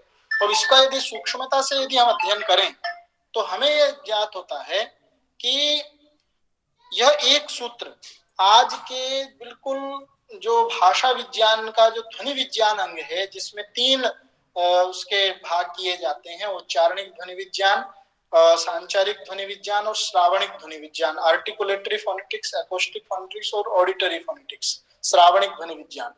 उन तीनों ही ध्वनि विज्ञानों का मूल इस सूत्र में प्राप्त होता है। कैसे कि जैसे आप आत्मा बुद्ध्या समित्यर्थान मनोयुक्ते विवक्षया मनः कायाग्निमाहन्ति सब प्रेरयति मारुतम इत्यादि के विषय में आप सब लोग जानते हैं। इससे संयोग से वर्ण उत्पन्न होते हैं, परंतु बहुत बार ध्वनि जो है वो विभाग से भी उत्पन्न होती है। किसी कपड़े को फाड़ते हैं, किसी बांस को फाड़ते हैं, तो हम उस तरह भी करते हैं। ओठों का विभाग भी करेंगे तो भी बहुत बार कुछ ध्वनि होती है, उसका भी हम कुछ रूप में कहते हैं। इसमें तीसरी जो कल्पना है शब्दज शब्द की कल्पना, ये अत्यंत महत्वपूर्ण है। ये विशेष रूप से वैशेषिक दर्शन का स्वोपज्य सिद्धांत है, शब्दज शब्द की कल्पना। ये सुनने में तो सामान्य लगता है, परंतु बिल्कुल आरंभिक जब यह सिद्धांत स्थापित किया गया उसके पीछे क्या मानसिकता है, इसको हम थोड़ा देख लेते हैं कि शब्दज शब्द वस्तुतः है क्या।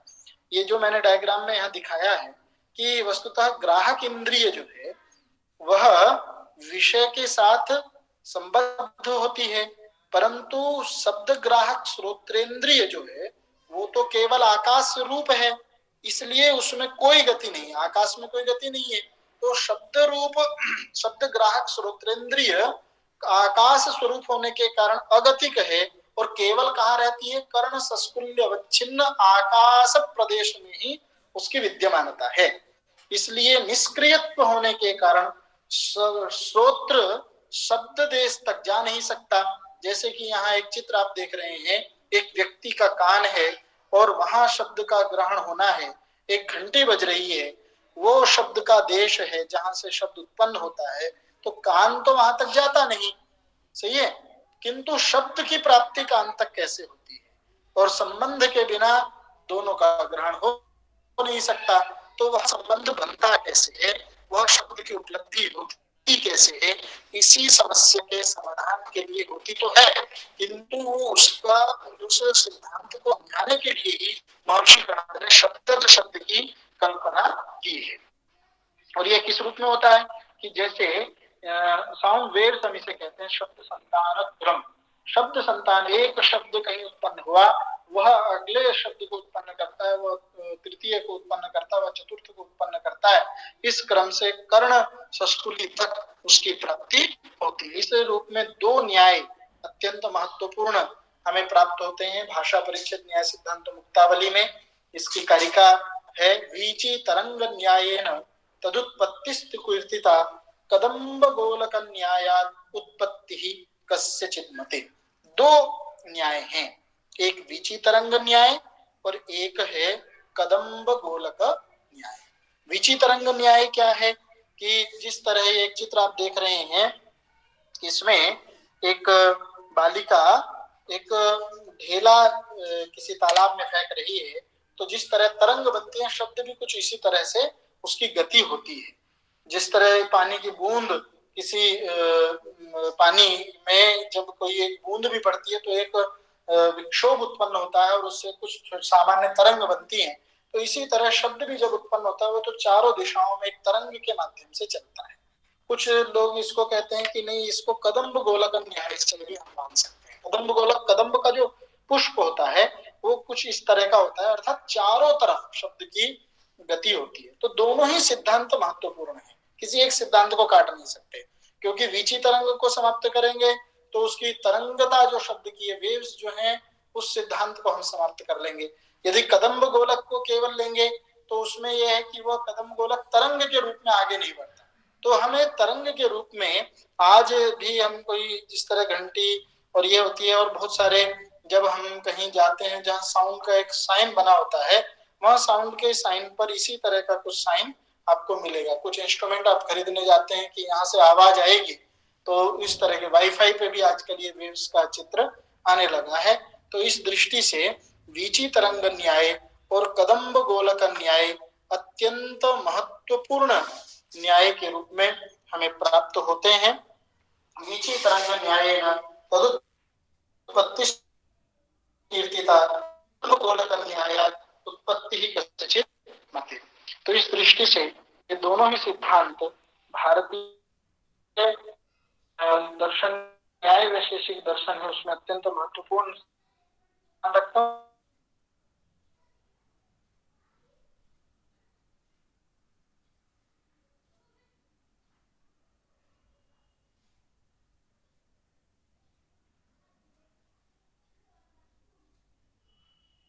तो इसे हम कर सकते हैं, और बुद्धि के जो बुद्धि में प्रत्यक्ष का सिद्धांत है, प्रत्यक्ष में भी उसके 16 सन्निकर्ष है, कारण की चर्चा है, लिंगम त्रिविधम है और हेत्वाभास। ये प्रमुख सिद्धांत बच जाते हैं। अनुमान में ही हेत्वाभास आता है, लिंगम त्रिविधम भी अनुमान के अंतर्गत ही स्वीकृत होता है। तो बुद्धि को सामान्य रूप से यदि हम चर्चा करें तो बुद्धि का जो लक्षण है, सर्व व्यवहार हेतु गुणों बुद्धि ही ज्ञान। बुद्धि मतलब ज्ञान, ज्ञान से कोई अलग नहीं है बुद्धि। बुद्धि को हम एक तत्व के रूप में अलग नहीं हम उसे देख सकते, एक पदार्थ के रूप में गुण है वह। बुद्धि मतलब गुण है, वह ज्ञान है। सा द्विविधा स्मृति और अनुभवश्च, वह दो प्रकार की है, स्मृति और अनुभव। स्मृति क्या है? संस्कार मात्र जन्यम ज्ञानम स्मृति। संस्कार मात्र से जो जन्य ज्ञान है वह स्मृति कहलाता है। मात्र शब्द का प्रयोग यहाँ बड़ा अत्यंत महत्वपूर्ण है, इसको हम थोड़ा सा देखेंगे कि संस्कार मात्र जन्य ज्ञानम स्मृति कहने का तात्पर्य क्या हुआ। मात्र शब्द का प्रयोग क्यों किया? क्योंकि संस्कार से दो चीजें उत्पन्न होती है। यद्यपि तर्क संग्रह में बुद्धि के दो ही भेद किए गए हैं, स्मृति और अनुभव, किंतु यदि हम मात्र शब्द का प्रयोग न करें तो इन दोनों के बीच में एक तत्व है प्रत्यभिज्ञा। प्रत्यभिज्ञा क्या है कि स्मृति तो पुरातन काल की हमें स्मृति होती है, तत्काल विशिष्ट स्मृति। हमने बचपन में किसी मित्र के साथ हमने समय व्यतीत किया है, उसके साथ खेले कूदे हैं, यदि वो बड़ा होकर हमें कहीं मिलता है तो हमें उसकी स्मृति हो उठती है, वह संस्कार में रहती है और वो दोबारा आ जाती है। तो ये जो समय है, ये जो उसे देखकर दोबारा स्मृति आती है, इसमें दो प्रक्रियाएं हो रही है। हमें स्मृति भी हो रही है संस्कार में जो हमारे विद्यमान है, और हमारा साक्षात अनुभव भी हो रहा है, उसको देख रहे हैं तो अनुभव भी है। तो तो इसी को कहते हैं तत्ते दंतावगाहिनी प्रत्यभिज्ञा।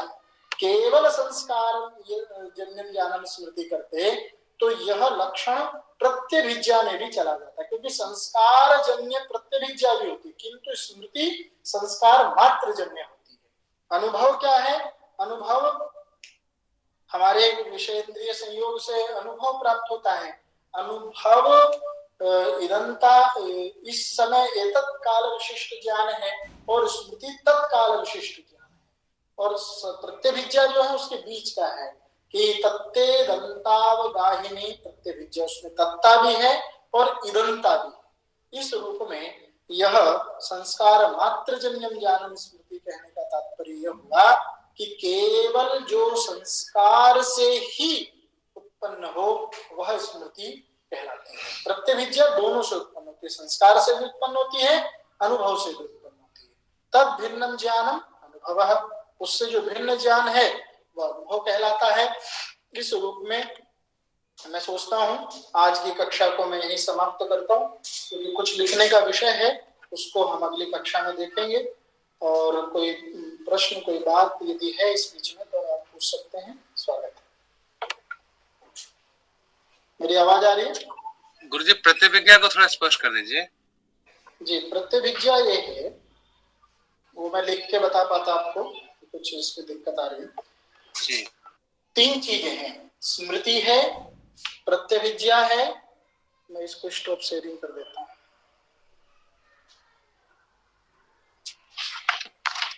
देख पा रहे हैं? 3 चीजें हैं जी। स्मृति, प्रत्यभिज्ञा और अनुभव। तो ज्ञान 2 प्रकार का मुख्य रूप से इन्होंने बताया कि एक स्मृति ज्ञान हो गया और एक अनुभव ज्ञान, अनुभवात्मक ज्ञान हो गया। स्मृति आप जानते हैं, यहाँ बैठे हुए हैं और हमें कहीं पुरानी याद आ जाती है तो वो स्मृति कहलाती है। तो वो क्या है? यद्यपि उस समय का अनुभव है पर वो हमारे संस्कार में, अनुभव क्या है? संस्कार में आ गया, तो इस दृष्टि से वह स्मृति बन गया। अब हम सामने, मैं अभी आपसे चर्चा कर रहा हूं तो ये अनुभव हो रहा है, किंतु मेरे कुछ ऐसे मित्र यहाँ होंगे जिनको देखकर या कुछ लोग मुझे देखकर देख भी रहे हैं, उनका अनुभव भी हो रहा है और उससे जुड़ी हुई कुछ घटनाएं, कुछ उनका पुराना जो संस्कार है वो उद्बुद्ध होता है, पुरानी स्मृतियां आ जाती है। तो ये जो बीच की अवस्था है जिसमें स्मृति भी जुड़ी हुई है और अनुभव भी जुड़ा हुआ है, इसका लक्षण बड़ा अच्छा किया गया है। तत्ते दंतावगाहिनी प्रत्यभिज्ञा, उसमें तत्ता भी है, तत्ता माने तत्काल विशिष्ट भी है, और इदंता एतत् काल विशिष्ट अनुभव भी है। तो इन दोनों के सम्मिलन से जो ज्ञान होता है उसे हम कहते हैं प्रत्यभिज्ञा ज्ञान। तो इस दृष्टि से ये हमारा यहाँ 3 प्रकार का ज्ञान बुद्धि के माध्यम से ज्ञान के रूप में हम देखते हैं। तत्ते दंतावगाहिनी प्रत्यभिज्ञा, संस्कार मात्र जन्यम ज्ञानम स्मृति ही, इसलिए इसके लक्षण में मात्र शब्द का प्रयोग किया गया, क्योंकि प्रत्यभिज्ञा संस्कार से भी पैदा होती है और अनुभव तो विषेंद्रिय संयोग से होता है।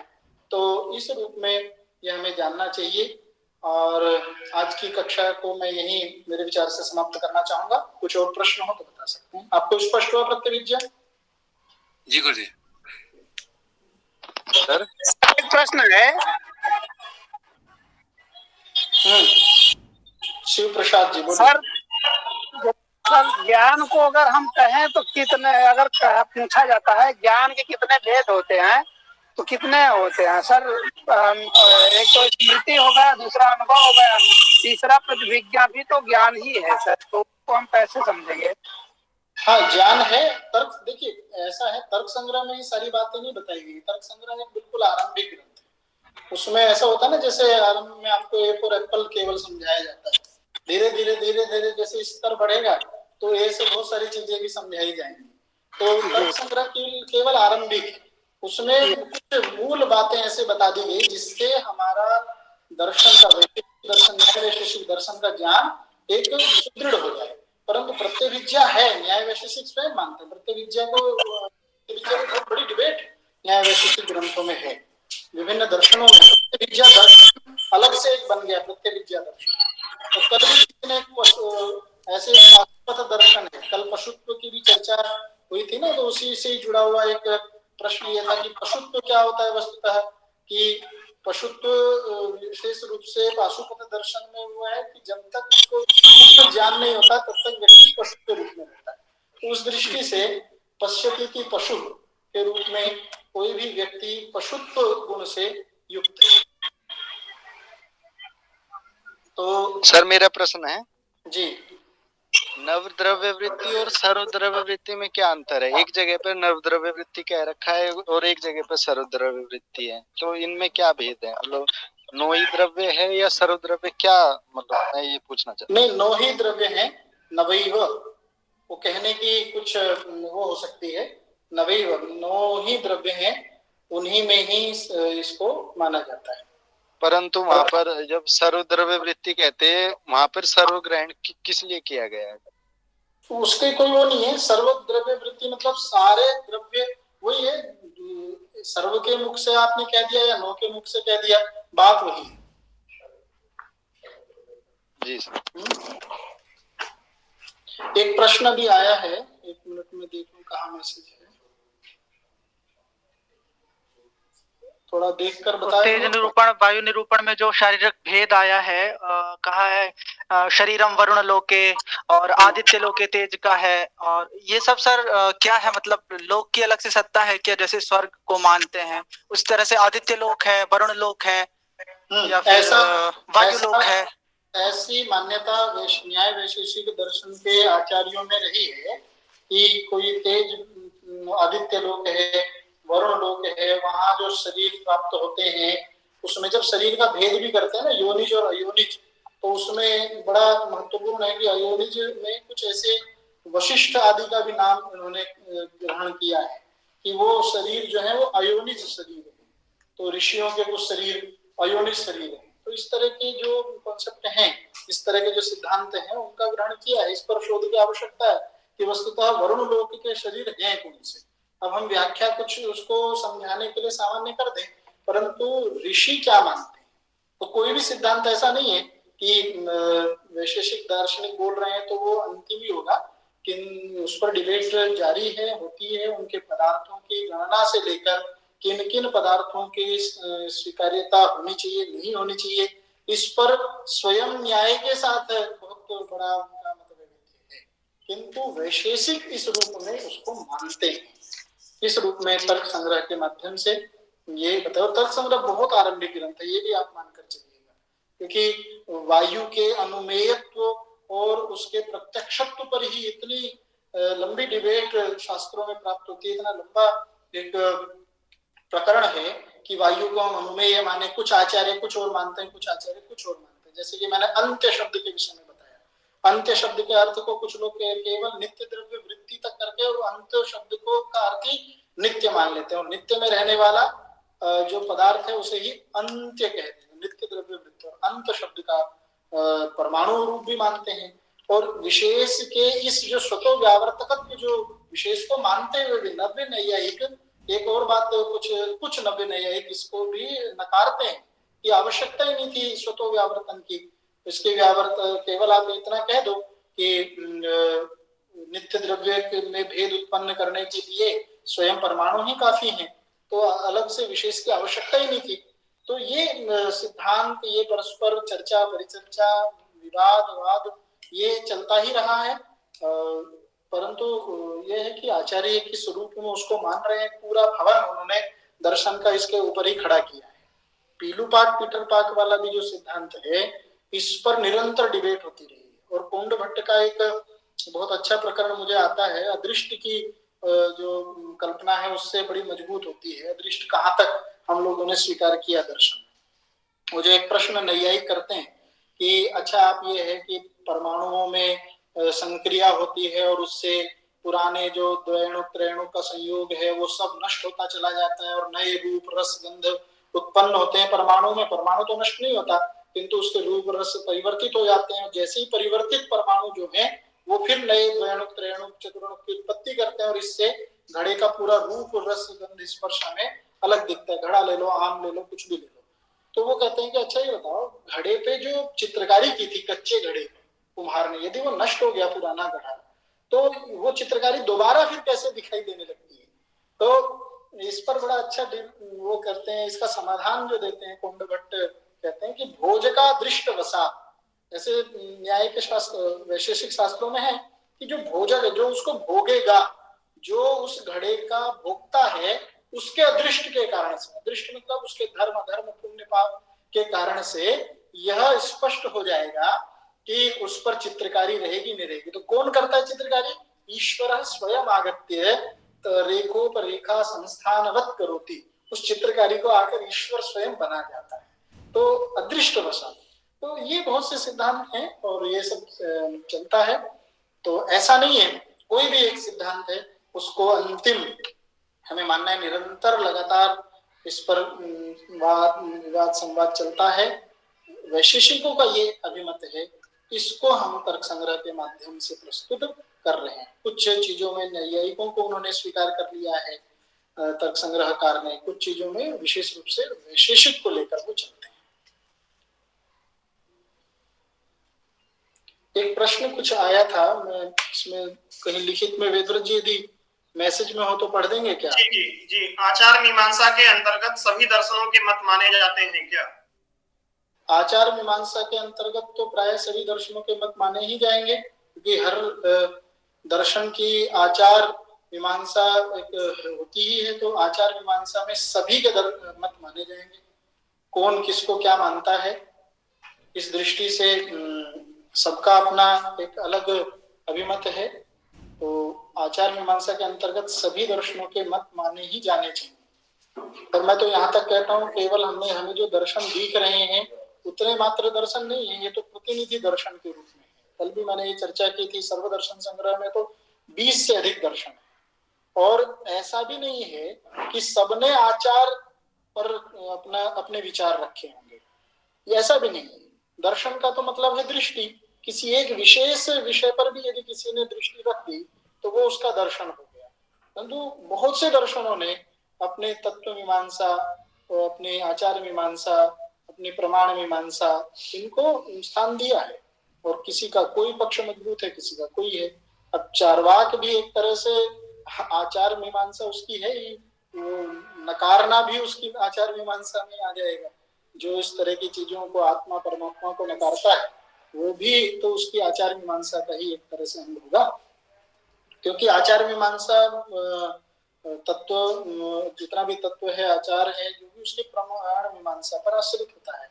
तो इस दृष्टि से कोई पदार्थ, कोई दर्शन एक प्रमाणवादी है, कोई द्विप्रमाणवादी है, तो जिस तरह के तत्वों को जानना चाहता है उसी तरह के साधन उसे चाहिए। जिस तरह के साधन होंगे उसी तरह के साध्यों की प्राप्ति होगी।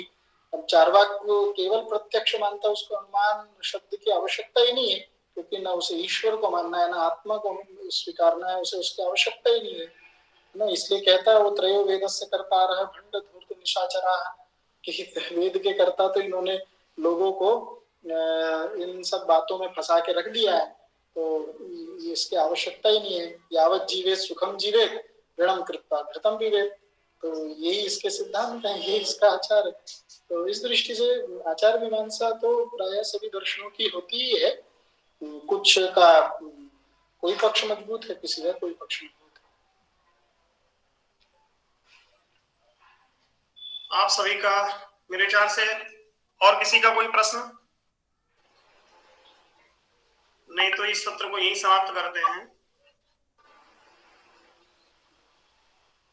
सभी प्रतिभागियों का बहुत बहुत धन्यवाद। और जिस तरह के प्रश्न छात्रों ने उपस्थित किए हैं, प्रतिभागियों ने उपस्थित किए हैं, उससे प्रतीत होता है कि बहुत तन्मयता से आप सब लोग इस चर्चा सत्र को सुन रहे हैं। एक किसी छात्र का कोई प्रश्न पूछा, इसको कल इसका समाधान करेंगे विशेष जी, क्योंकि समय हो चुका है 5 बच्चों। नहीं, एक ले लेते हैं, शायद ये आया। हाँ, वायु प्रत्यक्ष है या नहीं? दोनों ही सिद्धांत इसमें मिलते हैं, वायु के प्रत्यक्ष और अनुमान। प्राचीन वैशेषिकों का एक अपना अभिमत है और नव्य वैशेषिकों का, नव्य नैयायिकों का एक अपना अभिमत है। तो इस दृष्टि से दोनों ही मत हैं। अंतिम रूप से क्या है ये तो हम ये नहीं कहेंगे कि क्या है, परंतु वायु प्रत्यक्ष वेद्य है या अनुमान गम्य है, ये दोनों ही तरह के सिद्धांत, दोनों ही अपने तरह के तर्क के केवल न्याय वैशेषिक में भी चलते हैं। और अंतिम रूप से उसको अनुमान का विषय कुछ लोगों ने माना है। प्रशस्तपाद उसे प्रत्यक्ष का विषय भी मानते हैं। आचार्य प्रशस्तपाद प्रत्यक्ष का विषय मानते हैं, क्योंकि स्पर्श जो है ना, उसको इंद्रिय के रूप में मानकर कि स्पर्श जो है वह इंद्रिय का विषय है, त्वगिंद्रिय का के द्वारा विद्य है, तो इसलिए वायु जो है वो प्रत्यक्ष है। सभी प्रतिभागियों का पुनः बहुत बहुत धन्यवाद। एक फीडबैक लिंक भी आप लोगों को भेजा हुआ है, एक बार आप सब लोग उसको भर देंगे। इस बीच दोबारा से भेज दीजिएगा सर जी, दोबारा भेज दीजिएगा लिंक। ठीक है। इस बीच हमारे मध्य प्रतिभागी तो जुड़े ही रहे, बहुत सारे गुरुजन भी इस मध्य हम सब लोगों के साथ जुड़े। प्रोफेसर कमलेश चौकसी जी जो कि गुजरात विश्वविद्यालय में प्रोफेसर हैं, वो भी मध्य में हमारे साथ जुड़े हुए थे, गुरुजी का ही बहुत बहुत धन्यवाद, आभार। डॉक्टर सुधीर जी भी जयपुर से, जो कि राजस्थान विश्वविद्यालय में संस्कृत विभाग के आचार्य हैं, वो भी हमारे साथ जुड़े हुए हैं, उनका भी बहुत बहुत धन्यवाद, आभार। हमारे विभागीय गुरुजन आज एक 3:30 बजे से मीटिंग थी, वहां पर जुड़े हुए थे। उसके बाद भी समय समाप्त होते ही जैसी मीटिंग समाप्त हुई, हमारे सभी गुरुजन गुरुजी ब्रह्मदेव जी, विनय जी, सुनीति जी, ये सब लोग भी इस मीटिंग में जुड़े रहे। दर्शन विभाग से यहाँ से डॉक्टर भारत वेदालंकार जी प्रारंभ से ही जुड़े हुए हैं। बबलू जी बीच में मीटिंग में थे, मीटिंग समाप्त होते ही हमारे साथ फिर से जुड़ गए, उनका भी बहुत बहुत धन्यवाद, आभार। डॉक्टर आनंद जी गुजरात से, वो भी हमारे साथ जुड़े रहे पूरे सत्र में, उनका भी बहुत बहुत धन्यवाद, आभार।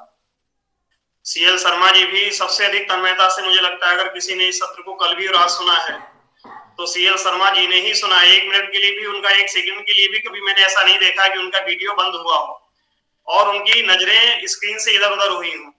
इस आयु में भी, इस अवस्था में भी आपकी ज्ञान के प्रति जो क्या कहेंगे समर्पण है, वो निश्चित रूप से हम सबके लिए अनुकरणीय है। आप पूरे समय में, लगभग 1.5 घंटा होने वाला है, 1 सेकंड के लिए भी कभी आपका न कल और आज वीडियो आपका ऑफ नहीं हुआ है, आपका भी बहुत बहुत धन्यवाद, आभार। पुनः सभी गुरुजनों का, प्रतिभागियों का और इस कार्यशाला के जो मुख्य वक्ता हैं हमारे डॉक्टर विश्वेश जी, व्यस्तता आपकी बहुत रहती है, आपका भी बहुत बहुत धन्यवाद। और संयोजक नीरज जी का भी बहुत बहुत धन्यवाद। सभी प्रतिभागियों से एक निवेदन करना था कि हमने संभवतः ये सोचा था कि 3 दिन में ये तर्क संग्रह का जो विषय है वो संभवतः समाप्त हो जाएगा, पर मुझे लगता है कि 3 दिन में इसको समाप्त करना थोड़ा कठिन सा है, तो इसको एक या 2 दिन और जैसी भी अनुकूलता रहेगी उसके अनुसार इसको थोड़ा बढ़ा लेंगे।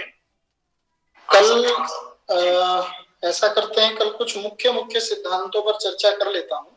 जी। कि जो मैंने बताया कि बुद्धि कारण वाला जो सिद्धांत है, द्वितीय हेतु अनुमान का प्रत्यक्ष 16 सन्निकर्ष प्राय सबको स्पष्ट होगा। अनुमान में 2-3 सिद्धांत ऐसे हैं जिनको समझने में थोड़ी दिक्कत छात्रों को होती है।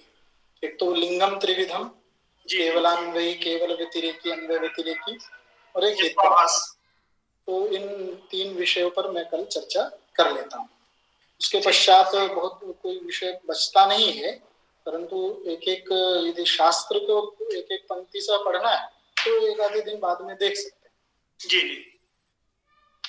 ठीक है। पुनः सभी का धन्यवाद, फिर कल मिलते हैं 3:30 बजे।